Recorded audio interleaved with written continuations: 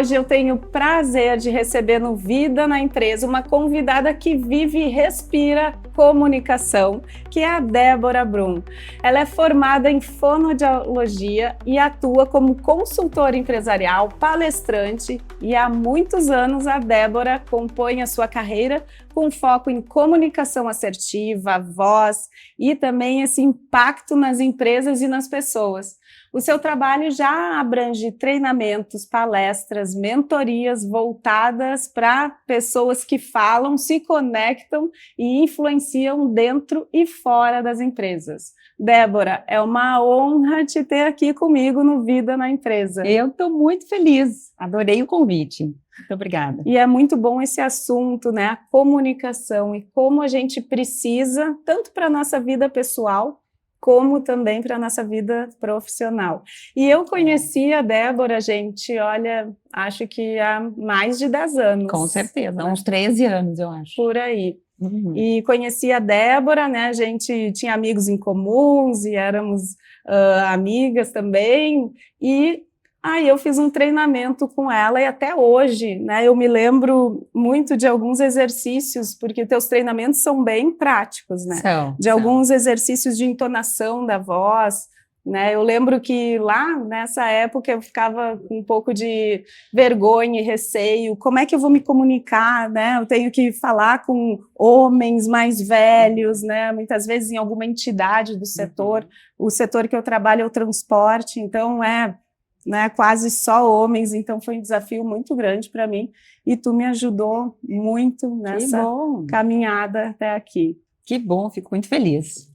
Quero que tu, né, nos conte um pouquinho da tua trajetória. Eu sei que tu, nossa, ao longo desse tempo todo, tu já é palestrante, né? Vejo tu falando até em empresas familiares, que é um assunto que eu trago aqui bastante, né? E que a comunicação é super importante também. Então, nos conta um pouquinho da tua jornada para a gente dividir também com o pessoal. Tá ótimo.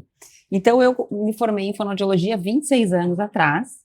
E a fonoaudiologia é uma área que é muito forte na área clínica de saúde. Então, eu abri meu consultório e não imaginava que existia ainda esse mundo empresarial. E a minha primeira palestra foi para uma empresa. E foi eu falando sobre cuidados com a voz, que eu sempre amei, a minha paixão era a voz. Me chamava muita atenção como é que tinham pessoas que se comunicavam tão bem, que têm vozes que são mais agradáveis, outras vozes que afastam. E naquela primeira situação, a minha palestra foi um horror, Luana. A tua palestra? A minha palestra foi horrível. Com todo mundo, até quem estuda bastante né, sobre comunicação, a gente pensa, não, já nasceu pronto. Não. Tem que desenvolver. Eu dominava o assunto, mas ali que eu entendi que não adianta, não basta só dominar o assunto. A gente precisa entender que a comunicação é um universo de conexão. E naquele momento eu só queria passar as informações. E aí as pessoas...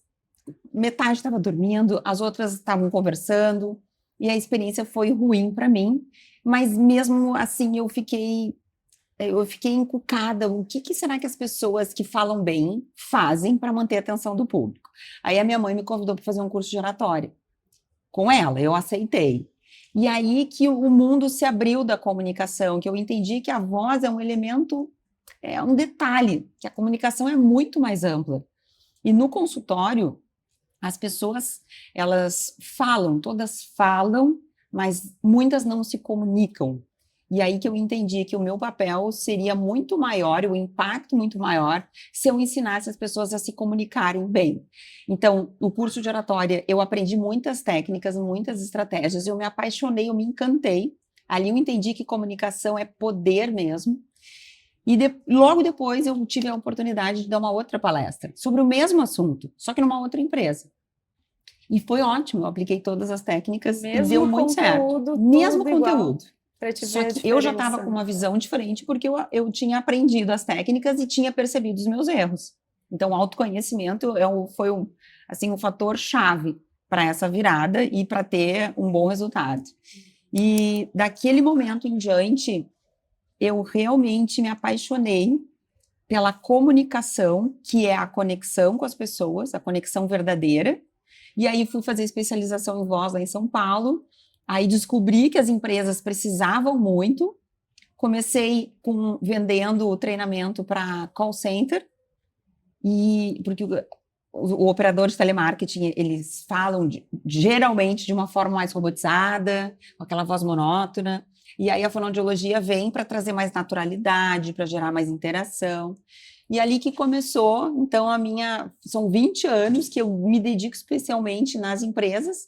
Eu percebi que não eram só os teleoperadores, os gestores deles precisavam. Depois, o presidente da empresa precisa também ser um bom porta-voz, até a secretária. Então, hoje eu ajudo todos os profissionais em diferentes níveis a realmente se comunicarem melhor. E a gente observa hoje, até, né, no mundo digital de hoje, o que as pessoas precisam, né, desenvolver a sua comunicação. Quando a gente pensa em comunicação, quando a gente pensa só na voz, e eu acho que a maioria das pessoas não gostam da sua voz. Né? A maioria. E até quando grava um vídeo, alguma coisa, a gente não gosta nem de assistir, porque fica só achando que tudo está ruim. Isso mesmo. E então, trabalhar isso mais, hoje em dia mesmo, é muito importante, porque a primeira coisa, principalmente para quem, né, é prestador de serviço, desde dentista, advogado, qualquer profissão. Que tem que vender o seu peixe, né? Muito. As pessoas vão lá no Instagram, né, ver a referência, ver como que é aquele profissional, e às vezes ele é excelente, mas não tem uma desenvoltura. Ou coloca, né, uma crença sua mesmo de que, não, eu não sei falar bem, eu não falo bem, não consigo, não vou fazer. E acaba perdendo muitas oportunidades, né, tanto na vida pessoal como também na vida profissional. Então, trabalhar tudo isso, os gestos, e realmente se olhando no vídeo, coisa que a gente não consegue fazer. É difícil, né? É desafiador, mas é necessário. Tu sempre fala, né, de olhar, até eu estava vendo teus posts, de olhar o vídeo. Sabe que, olha, uma curiosidade, eu trabalhei 6 anos na Record, atendendo repórteres, apresentadores, foi uma grande escola para mim, de entender que o bom sempre pode ficar ótimo, que o ótimo pode ficar excelente. Então, a gente trabalhava muito alta performance. E os repórteres, quando nós chamávamos um por um para se olhar e apontar aquilo que estava bom e o que podia melhorar, eles também não gostavam de se ver. É mesmo? E nem de ouvir a sua voz. Então, é algo do ser humano. Nós somos muito mais críticos. A gente tem uma exigência muito grande, né? Mas é um ponto muito importante. E nesse mundo moderno, nós precisamos aprender a nos expor bem. Os vídeos estão aí, as redes sociais, e eu vejo que pessoas nem tão competentes crescem, voam, explodem, porque se expõem e porque tem essa facilidade. E me dói ver que tem pessoas competentes, com muita bagagem, com muito conhecimento, mas travam porque não acreditam no seu potencial, porque não aprenderam a se comunicar bem. E eu sempre digo, a comunicação é uma habilidade que a gente treina. Eu posso não ter facilidade, mas eu aprendo porque tem técnica, é uma ciência, tem estratégias para isso. Quando a gente vai falar em liderança, né, a gente fala bastante de liderança feminina, se desenvolver tecnicamente. E essa parte da comunicação é extremamente importante, que uma das coisas que o líder tem que fazer é dar um bom feedback. Né? Até aqui a Débora trouxe alguns livros que... São os meus preferidos aqui. A gente estava debatendo antes. Esse aqui, né, do feedback corporativo, é um livro excelente, que a gente pode, né, se inspirar nele para melhorar a forma de comunicar. Sabe que a questão do feedback, mesmo sendo uma ferramenta muito importante para desenvolver as pessoas, ainda é um tabu.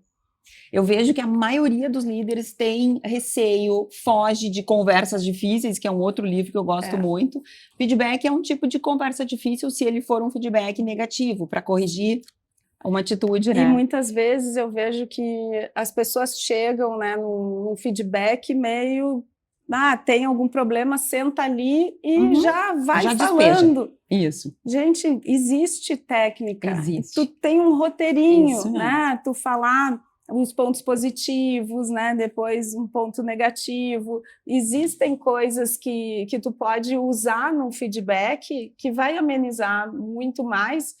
e às vezes a pessoa sai até pior, né, do que Claro. entrou na conversa. Aham. E eu acho uma responsabilidade tão grande, né, de um líder no momento de dar um feedback, porque tu pode valorizar aquela pessoa, Isso. né, encorajar e Isso colocar ela para cima, ou o feedback pode ser um desastre e até colocar uma trava na Total. pessoa para o resto da vida. É. Tu está ali numa posição, né, de liderança, numa posição de poder, né, frente a outra pessoa naquele momento ali, então é um momento muito especial e ele tem que ser trabalhado, não dá para chegar assim em qualquer momento, né, como nem de falar, improviso. o que falar, né?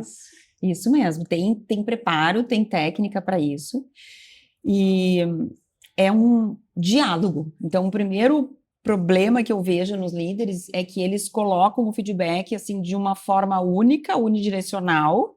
Então, o erro foi esse, a partir de agora você faça isso, isso e isso. E o feedback, para ele ter sentido e para ele fazer, para dar resultado, a pessoa precisa participar, ela precisa falar, ela precisa se explicar muitas vezes, se justificar, ter esse espaço de diálogo.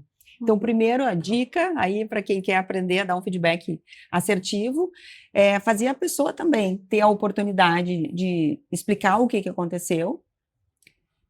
O plano de ação, que tem que ser muito claro, eu não posso ficar só voltado para o erro, é importante a gente olhar para a solução, como que pode aquele problema não se repita de novo. E o feedback positivo também, Luana. Sabe que tem muitas pesquisas que comprovam em equipes de alta performance, a proporção é de aproximadamente 6 feedbacks positivos para 1 negativo. E eu vejo que nas empresas é o oposto. Ou os líderes não dão feedbacks, atrelam só a avaliação de desempenho, só naquele momento, e o feedback ele precisa ser constante. E muitas vezes tu precisa sentar com a pessoa e dizer, olha, agora é o momento de dar feedback. Exato. Porque muitas vezes, pô, eu não recebo feedback do meu chefe. Mas e aí o chefe, pô, mas eu sento toda semana, falo, né?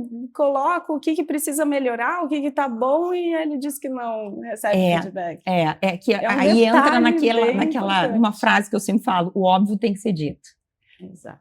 É um feedback, a gente sabe, mas a pessoa que está recebendo, talvez ela não sinta. Então, a gente precisa falar, eu vou te dar um feedback. E isso tem dá uma outra sensação, dá um outro tom para a conversa também. Importante. E eu falo bastante sobre empresas familiares. Eu vi que algumas vezes tu, né, já foi em famílias trabalhar como melhorar a comunicação na família. Porque na empresa familiar a gente tem, né, que eu brinco, que a gente tem às vezes o papel de executiva, né, outra hora o papel de família e outra hora o papel de sócio. E às vezes isso fica muito confuso no dia a dia. Né? Quantas vezes, em quantas empresas, né, eu já vi serem discutidas algumas coisas, né, no momento ali da empresa, olha, vamos investir tanto, vamos tomar essa decisão, ok. Aí chega na segunda-feira, muda tudo, porque no almoço de domingo, né, a família se reúne, começa a debater coisas da empresa, já muda tudo. Então, essa organização da comunicação dentro de uma empresa familiar é extremamente importante para que se tenha os locais adequados, né, da fala, o momento. E acredito que esse teu trabalho junto às empresas familiares não deve ser uma coisa muito fácil. Não, né? é desafiador. Porque envolve sentimentos, envolve outros valores também, que não só a questão profissional, né? Então, aquilo que acontece muitas vezes dentro de casa, fora da empresa, vem para a empresa e aí mistura todos os ruídos ou alguma coisa que acontece, os sentimentos. Sentimento pessoal, às vezes, de alguma história passada, né? De alguma vivência ali da família, irmãos, primos, tios. Que aí, na hora de tomar uma decisão, sentar na mesa, vem toda aquela emoção e a comunicação. E até, muitas vezes, a falta de respeito. A gente tem mais tato com as pessoas no trabalho do que com os familiares, muitas vezes. A gente percebe que eu cuido mais o jeito que eu vou falar com o funcionário, com o meu gestor, do que como eu falo em casa, com meu marido, com os filhos. E a gente tem que ter cuidado para isso, porque o respeito é válido em qualquer situação. E a formalidade também. Então, o profissionalismo, a formalidade de tratar de assuntos profissionais na empresa e depois não levar tudo para casa, porque daí mistura tudo. E às vezes os assuntos que não são falados, parece que se eu não estou falando, aquele assunto morreu. Morreu, Não é assim, porque eu não estou falando naquele assunto, não quer dizer que aquele conflito, aquele assunto não existe. Isso mesmo. Então, assuntos difíceis, né, pedem toda uma preparação para poder ser falado. É o momento certo, assim, exatamente. Então, ter um momento certo, preparar o que vai dizer, a pessoa pensar, bom, o que eu quero, o que é importante para a empresa, o que é importante para todos, e às vezes até um mediador é necessário, dependendo, se tem muitos conflitos, para facilitar, o mediador, ele tem um papel bem importante. E agora eu estava pensando em algo que eu vivencio muito, né, todos os aspectos do mundo da liderança, e principalmente feminino, e tu trabalha bastante com mulheres também, sobre a comunicação assertiva, né, que muitas vezes nós mulheres estamos, né, numa mesa cheia de homens e não conseguimos, às vezes, nos posicionar, né, ou ser ouvidas, né, ou nos posicionarmos mesmo. Então, como trabalhar essa comunicação, né, tanto assertiva como se posicionar mesmo, sem precisar virar homem, sem precisar bater na mesa, né, colocar o seu ponto de vista, né, manter a feminilidade em um ambiente predominantemente masculino, onde, né, os homens às vezes não dão muito espaço, né, para uma mulher, principalmente quando está iniciando, né, numa empresa ou na carreira, ou é mais nova. Tem vários aspectos aqui. Primeiro, a questão da nossa identidade, né, de eu trabalhar a minha segurança, de eu confiar em mim. As mulheres têm muito a síndrome da impostora. Aliás, a síndrome da impostora acomete aproximadamente 70% das mulheres. Então, às vezes, até elas relatam que vão para uma reunião já pensando, mas eu acho que o que eu vou falar não é tão importante, então elas deixam de falar. Mas é que ninguém me deu a palavra. Se ninguém te deu a palavra, levante a mão e fale.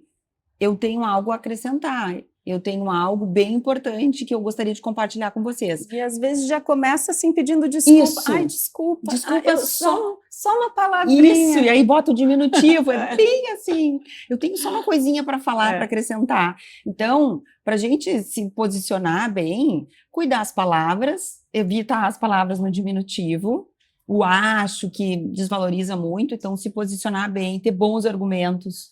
E aí tem uma frase que diz assim, não aumente sua voz, melhore os seus argumentos. A gente não precisa falar com uma voz grossa e nem falar gritando. É falar de uma forma assertiva, de forma clara, objetiva, com dados e fatos, como diz aquele ditado, contra dados e fatos não há argumentos. Traga números, as pessoas estão questionando, então em base à sua ideia, traga números, evidências. E uma coisa que, quando eu fiz todo o treinamento contigo, tu me falou, se prepara antes, né, de uma reunião onde tu tem que defender um ponto, onde tu tem que te posicionar, te prepara antes. Não vai correndo, na hora eu vejo o que eu falo. Com essa agenda, né, tumultuada que a gente tem, todo dia, a gente não tem ali marcado na agenda também, né, tem na agenda a data da reunião, o horário, mas colocar a preparação para aquela reunião. Não só o relatório, número, fatos, dados, mas também, né, como é que tu vai discutir, né, as questões com as pessoas. Se preparar é bem importante. Eu considero um dos maiores segredos para o sucesso de uma comunicação eficaz é a preparação. A preparação envolve pensar naquilo que precisa ser dito. Nós temos muitas informações na mente, mas nem todas as informações são interessantes para o nosso ouvinte. Então, eu penso no que eu vou falar, eu leio o meu público-alvo, o que as pessoas gostariam de ouvir, o que eu acredito que seja importante falar, e planejar como vai falar isso. Eu tenho N maneiras de falar a mesma coisa. Posso usar uma linguagem positiva, uma linguagem negativa, posso usar palavras que me conectem com as pessoas, posso usar gatilhos que gerem valor, e tudo isso com a preparação a gente consegue. E eu escuto muito, Luana, mas eu domino o assunto, então eu não preciso me preparar.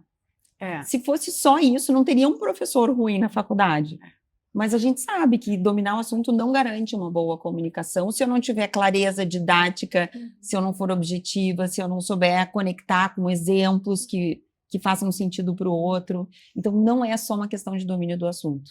E a comunicação assertiva também, né? A gente procurar ser mais objetivo. Hoje, ninguém tem tempo para nada, está todo mundo correndo, né? Muitas vezes está ali no celular, te ouvindo, fazendo outras coisas. Isso. Então, como melhorar essa comunicação assertiva, né? Ser mais objetivo e direto ao ponto, para que as pessoas também, né, prestem atenção ali no que tu tá, na mensagem que tu quer passar.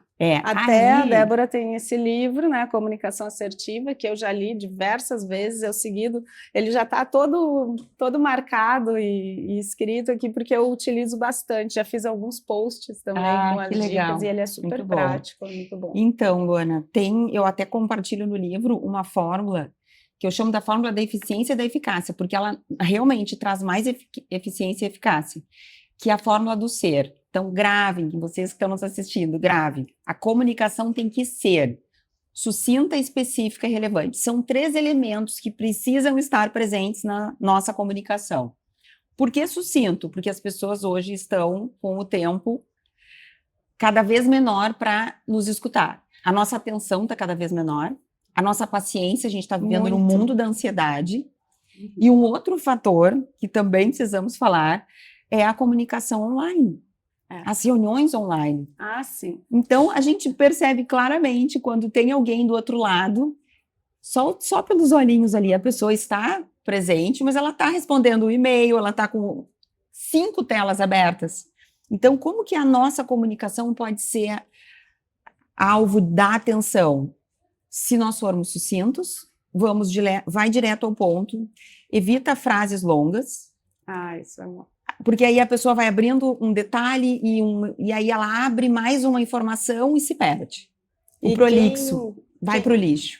Quem sabe muito, quem tem muito conhecimento, às vezes também tem dificuldade, né? Ir direto ao ponto. Então, a gente perde a atenção. Então, seja sucinto, seja específico, dê exemplos. Tem que ser, exato. Tem que ser bem específico, porque senão a pessoa... Aí é outra parte da comunicação, né? Porque a comunicação não é o que eu estou passando, e sim o que como o outro está recebendo. É isso mesmo. Eu preciso que tu melhore. Isso, mas melhorar no quê? Aí entra o óbvio tem que ser dito. Então, por exemplo, você precisa ser mais atento, você precisa colaborar com o colega fazendo tais e tais atividades. Como larga o celular e presta atenção quando eu estou falando. Isso, então trazer exemplos concretos, analogias, dizer o óbvio, tudo isso é ser específico. Mas o último elemento, Luana, é o que falta para as pessoas se engajarem. Hoje os líderes, eles reclamam muito, como que eu consigo engajar a minha equipe? Às vezes eu vejo que eles não fazem com tanta dedicação, com tanta afinco, eles não querem colaborar tanto. E o último elemento da comunicação do ser é o que vai fazer as pessoas comprarem a tua ideia, que é ser relevante, mostrar relevância. Então nós pedimos para a pessoa fazer algo, diga o porquê. Mostre os benefícios, o impacto disso que você está propondo. Você está vendendo uma ideia X e a pessoa prefere Y. Mostre por que a ideia X ela é mais vantajosa. As pessoas elas não compram o que eu estou falando, elas compram o porquê. Quais são os benefícios, o que ela ganha com isso. Então a gente tem que aprender muito a explicar o porquê das coisas. E aí tem o livro do Simon Sinek, que começa pelo porquê, que fala muito disso. Então, como é importante a gente explicar as coisas. O porquê que tem que ser feito desse jeito e não daquele outro. Por que tem que ser entregue no dia tal e não no outro dia? A gente fala bastante em engajamento, que tu comentou agora, dentro das empresas. Isso passa muito pela comunicação. Direto. né? Muito. Direto. A pessoa às vezes não sabe o porquê ela está fazendo aquela atividade, né? Não é comunicado a importância, né, daquela ação, daquela atividade ou daquele investimento mesmo. E hoje, por exemplo, na empresa que eu trabalho, nós utilizamos uma ferramenta que ele é tipo de uma rede social onde se postam, né, coisas que a gente faz durante o dia, né, as pessoas comentam. Ah, que bacana. Então é muito legal isso, porque transformou muito dá sentido, né? esse ambiente interno, porque muitas empresas também não estão ali, né, no mesmo local físico, né? Por exemplo, nós estamos em 10 estados. Então, ter ferramentas de comunicação que tentem te aproximar, né, mesmo que de forma digital, porque quando a gente quer criar conexão com as pessoas, não tem outra forma a não ser se comunicando. Então, tu criar vínculo, tu te comunicar, né? Eu gosto muito de estar junto com o colaborador, né? O olho no olho, né? Olho no olho, conversar, tomar um chimarrão junto, perguntar como é que está o dia a dia, o que pode ser melhorado. E isso dá um senso de pertencimento, sem dúvida, um senso de importância. Às vezes a gente quer a confiança da outra pessoa, né? A confiança não vai cair do céu. A confiança, ela vem muito dessa conexão com as pessoas. E a gente precisa estar se comunicando cada vez mais para criar esse elo, essa comunicação e esse sentimento de pertencimento. Perfeito. E tem o ciclo dos 4 Cs, que eu falo bastante, que é exatamente isso de forma resumida. Quando a nossa comunicação, ela é humanizada, ela é empática, ela é próxima, ela é entre pessoas, esse olho no olho que tu faz muito, que eu te acompanho, de chegar e sentar, bater um papo, conversar, tomar um café, isso gera a conexão humana. Quando existe essa conexão humana, a gente começa a construir uma relação de confiança. Que é bem isso, a gente constrói. E quando existe relação de confiança, vem a colaboração. Ela é consequência. E esse ciclo ele se torna virtuoso. Porém, quando a nossa comunicação é fria, distante, impessoal, formal, só por e-mail, só pelo WhatsApp, eu não estou conectada. A pessoa, o ser humano não me conhece e eu também não conheço o lado humano do outro. Eu não consigo construir uma confiança porque não estamos conectados, e não vem a colaboração, e esse ciclo se torna vicioso. Então, tudo parte dessa conexão. Para mim, comunicação e conexão andam juntas. Muito. Deveriam andar juntas, mas nem sempre no mundo de hoje. Esse mundo virtual que a gente vive, essa a questão. Às vezes a gente está mais conectado com a pessoa que está longe do que quem está do lado. Fica grudado ali naquele celular. Inclusive teve um congresso de inovação, o SXSW, no Texas, e uma palestrante trouxe um dado, Luana, que eu fiquei muito impressionada, né? Ela falou que a saúde social vai ser na próxima década o que a saúde mental é hoje. A saúde social.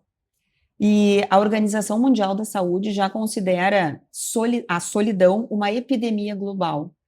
É triste. Porque as relações elas estão se perdendo. A gente deixa de falar com as pessoas para estar o tempo inteiro na tela do celular. E a gente vê, às vezes, até os adolescentes ou crianças não sabem conversar. Não sabem conversar. Não conseguem. A gente, até aqui no Rio Grande do Sul, diz... Né, parece um bicho do mato. Não consegue ter interação. E mas aí, olha que... desaprende, eu acho. Desaprende, de fato, atrofia a habilidade de conversar. E uma outra informação que ela trouxe, os aplicativos de inteligência artificial, que servem como amizades, subiram em 2024 634%. As pessoas estão querendo, os jovens principalmente, se relacionar com a IA, conversar com a IA. É muito doido. Não, muito. Muito. E realmente até foi feito um estudo onde as pessoas fizeram terapia com um humano, um psicólogo humano e com o IA. Aí Sério? depois fizeram a pesquisa e a maioria das pessoas responderam, olha, eu prefiro fazer com IA, porque eu me sinto mais à vontade, não vai me julgar, né, e consigo ter interação. Mas tem muita gente perguntando lá no chat GPT tudo da vida. Tudo? O que vai fazer? Então, eu grande. acredito que nós estamos adoecendo, a sociedade está adoecendo, a gente precisa resgatar o lado humano da comunicação. O Léo Freiman, que é o psicólogo, que fala que a tecnologia está cada vez mais humanizada e o ser humano cada vez mais robotizado. E por que será que é tão difícil, né, para algumas pessoas se conectarem, né, com outras? Não consegue aprofundar uma conversa, né, prefere ficar mais no seu canto, e aí vem toda essa questão do autoconhecimento. Né, do autoconhecimento. De trabalhar isso, porque quando vai para uma empresa, ou quando tem, né, vai para o mundo do trabalho, é importante conversar, o quanto antes conseguir. E essa nova geração está tendo mais dificuldade, muito mais dificuldade, em função do uso excessivo do celular. E eu estava dando um treinamento numa empresa há pouco tempo, e tinha uma jovem que era estagiária, e a chefe dela falou assim, fulana, liga para a área financeira, para o setor financeiro, e pergunta essa informação. Não, mas eu já mandei o e-mail. Sim, mas é que às vezes eles demoram para ler o e-mail, então pode ligar. Mas como é que eu vou ligar? Ela começou a entrar num pânico. Eu não posso ligar, é uma falta de respeito eu ligar, assim do nada, sem avisar, então eu vou mandar uma mensagem. E ela disse, não, mas o setor é para isso, elas estão ali para responder as dúvidas. E a pessoa ficou em pânico de ter que ligar e falar, conversar. Mas eu acho que a maioria das pessoas hoje falam muito mais, né, por mensagem ali cômodo, do que pega o telefone e liga mesmo. Mas o ser humano nós somos seres sociáveis, a gente precisa resgatar. E ainda mais nessa correria, né, que a gente está o dia a dia. E vamos falar um pouquinho sobre como é que a gente faz para equilibrar, né, toda essa correria do dia a dia, o lado pessoal, profissional, família, amigos, trabalho, estudo, e ainda ter que se atualizar do que está acontecendo, né, no mundo inteiro de tecnologia, inovação. Como é que tu organiza mais ou menos a tua rotina? Porque, para mim, é um desafio muito grande. Eu preciso muito de tempo, né? Chega sexta-feira, eu já organizei a minha próxima semana. Então, o que a gente falou, né? Eu tenho uma reunião, eu tenho que marcar a preparação para aquela reunião, que eu não gosto de chegar na reunião assim, de qualquer jeito. Então, se eu tenho que fazer alguma atividade, seja pessoal ou profissional, eu coloco na agenda. E uma coisa que eu comecei a fazer, depois que eu ouvi outras mulheres que trabalham e têm, né, que conciliar tudo, é ter também na agenda o seu tempo. Colocar ali o tempo para o autocuidado, para a academia, colocar na agenda. Como se fosse um compromisso. É um compromisso. É um compromisso. E não cancelar aquilo, porque a gente vai deixando e não marca. Sabe, Luana, que esse foi o maior desafio esse ano. Especificamente esse ano eu comecei a olhar para as minhas filhas, que ainda estão pequenas, de uma certa forma, e esse tempo passa muito rápido, né? Então, é um desafio, eu acredito que não só para nós duas, para as mulheres em geral, que têm filhos, que têm família. O que tem me ajudado, e eu ainda não achei a fórmula perfeita, estou em busca, mas o que tem me ajudado é a gestão do tempo. Inclusive, eu fiz um curso com o Rafael Medeiros, sugiro, ele é maravilhoso, me ajudou demais. E esse detalhe de marcar na agenda os compromissos das filhas no meio, porque senão a gente deixa o tempo que sobra. E, na verdade... e marcar o tempo lá, hoje é a minha noite de sair com o marido. Isso mesmo. Hoje vou fazer tal coisa com os meus filhos, vou ir em tal lugar. A gente tem que ser intencional disciplinada e organizada, que para mim é um desafio. A gente que ama, eu amo o que eu faço, então Tu viaja um monte também, né? Viajo. Então, Deixar outro tudo ponto organizado. importante, saber dizer não. Sim. A gente precisa abrir mão, não dá para ter tudo. Então, esse livro, O Essencialismo, também fala muito disso, de a gente olhar aquilo que realmente faz sentido para a nossa vida hoje e abrir mão. Cada escolha é uma renúncia, de observar o que é importante, o que faz sentido nesse tempo para a nossa vida. E saúde é importante, família é importante, tempo com Deus é importante na minha vida. Então, hoje eu estou separando cada coisa.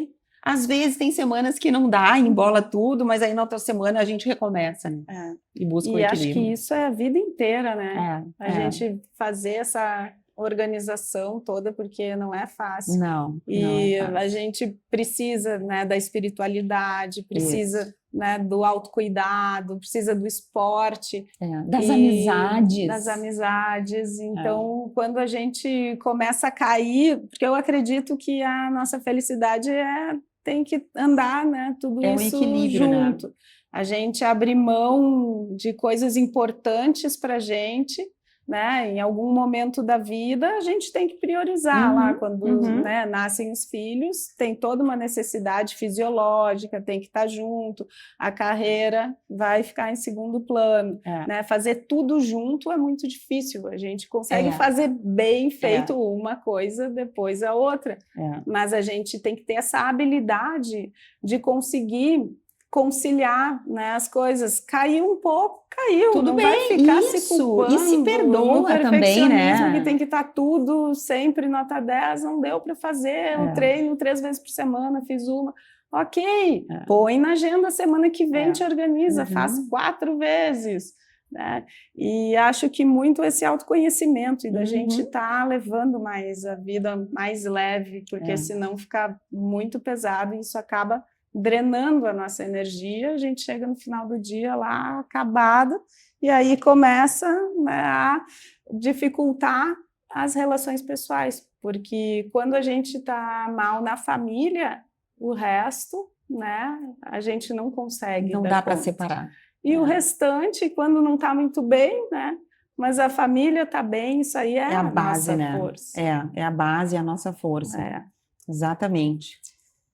Então, esse é um dos maiores desafios, e eu convivo com bastante mulheres empresárias, né, que têm negócios e que eu vejo como, né, muita inspiração, e eu vejo que é a mesma coisa. Às vezes a mulher não tem até tantas atividades, mas se cobra muito. Sabe que a gente fala muito da empatia, que para mim é essencial e é o que está faltando nas relações humanas. Mas existe a autoempatia. Então, nesses momentos em que a gente não deu conta de eu olhar para mim e me colocar assim como se eu fosse a minha melhor amiga, sim, e tá tudo certo, e não alimentar a culpa, porque a culpa ela anda de mãos dadas principalmente com quem é mãe, né? A gente tá sempre culpada que não tá tanto com os filhos, e quando tá com os filhos não tá tanto trabalhando tanto. Então, a autoempatia, o autoconhecimento, o autocuidado, a inteligência emocional para a gente fazer essa gestão das emoções, olhar para as minhas necessidades, olhar o que eu estou sentindo, tudo isso é essencial. E isso também a gente só consegue fazer com tempo. Senão a gente está sempre correndo com a cabeça lá no futuro, sempre não consegue parar e pensar, por que eu estou me sentindo assim hoje? O que aconteceu? Que momento que eu mudei ali a minha energia, o meu sentimento? Foi porque aquela pessoa falou algo? Por que aquilo me pegou? Isso. Né? E só que se a gente está na correria, não para. E aí passa tudo batido, quando vê, passou uma semana, um mês, tu perdeu, né? Quantas oportunidades de te conhecer melhor e te desenvolver. É interessante que quando eu comecei a estudar comunicação não violenta, foi aí que eu comecei a olhar mais para mim. A comunicação não violenta, ela parte do princípio que todo sentimento é resultado de uma necessidade não atendida. Então, por exemplo, eu estou chateada. Eu tenho que olhar o que eu esperava, qual era a minha necessidade que não aconteceu, qual era a minha expectativa que foi frustrada. Então, por exemplo, se alguém ficou de almoçar comigo e a pessoa não podia, eu posso ficar com raiva, eu posso ficar magoada, eu posso ficar chateada, e se eu não tenho consciência disso, eu vou carregar aquela minha emoção por todo dia nas conversas. E é um pouco do que a gente estava falando aqui, né? Às vezes a gente não consegue fazer as coisas para si, né? Organizar Sim. o tempo, ou não consegui essa semana ir na academia, que é algo que me faz bem, ou não Isso. consegui fazer algo que eu precisava fazer para mim, né? Aí aquilo já te gera, né, uma insatisfação, tu já fica naquela autocobrança e já muda teus sentimentos ali e acaba até estourando em outras pessoas. Muda o sentimento, muda o pensamento, muda as atitudes. E a comunicação fica agressiva. Aliás, falando em comunicação agressiva, as pessoas, às vezes, elas acham que a assertividade passa pela agressividade, muitas vezes. E são coisas completamente diferentes. E eu escuto das mulheres, Débora, mas é que às vezes a gente precisa ser agressiva para ser firme. Sim. E não, a firmeza ela não vem com agressividade. Muito pelo contrário, quando eu sou agressiva, eu afasto as pessoas. Então, a assertividade vem da firmeza das palavras, da confiança, da clareza, de eu saber me colocar de uma forma segura, mas sem ser desrespeitosa, sem elevar o tom de voz, cuidando da minha expressão facial. É um conjunto que tem que estar numa harmonia para que as pessoas nos escutem. E até para passar confiança para outra pessoa. Isso. Né? Uma pessoa mais equilibrada passa mais confiança. Passa muito mais confiança, mais credibilidade. Ela inspira mais respeito. E tem aquela lei da física, né? A terceira lei de Newton. Para toda ação, existe uma reação. Então, a nossa comunicação é exatamente assim. Se eu falo de uma forma agressiva, eu gero uma reação no outro, que vai ser de agressividade, ou a pessoa ela vai me rebater, ou ela vai ficar se defendendo, ela não vai ficar receptiva. Então, se eu quero o outro mais receptivo ao que eu estou falando, eu preciso cuidar, preciso ser respeitosa, falar de uma forma gentil e segura, para que eu tenha esse efeito positivo do outro lado. Então, a lei da ação e reação, a gente segue a mesma lógica na comunicação. Se as pessoas entenderem isso, já ajuda muito. Muito. Débora, adorei a nossa conversa. Eu também. Fiquei muito feliz que tu bom, né? veio aqui, que a gente prazer, pode, né, trocar, colocar, né, várias ideias e muita coisa do que a gente, né, leu e fala, eu vejo nos teus posts também, muita coisa a gente tratou aqui e vejo que cada vez mais, né, nós mulheres temos as mesmas dificuldades, os mesmos desafios, né? Às vezes a gente falando parece algo tão fácil, mas no dia a dia não é. E a gente precisa se ajudar também, né? Precisa se ajudar, e isso é extremamente importante. E quero que tu deixe alguma dica, né, algum recado final para aquelas pessoas que estão procurando melhorar a sua comunicação, né, dentro do seu trabalho, dentro também da sua vida pessoal. Então, quais são as dicas, né, finais que tu deixa para essas pessoas? Então o primeiro ponto é as pessoas entenderem que se elas não têm facilidade, elas podem desenvolver grandes habilidades, desde que treine e pratique.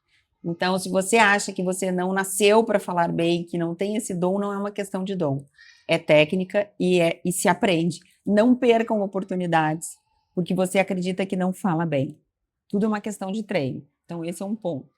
E o segundo ponto é um convite para as pessoas se conectarem mais, olho no olho, para terem conversas mais agradáveis, bate-papo, cafés, almoço, resgatar essa vida humana, né? O ser humano precisa ser mais humano. Então fica esse convite. Estar mais junto, o abraço, de verdade, né? O abraço é tão bom, libera tanta coisa boa. Ocitocina, o hormônio do amor, da afetividade.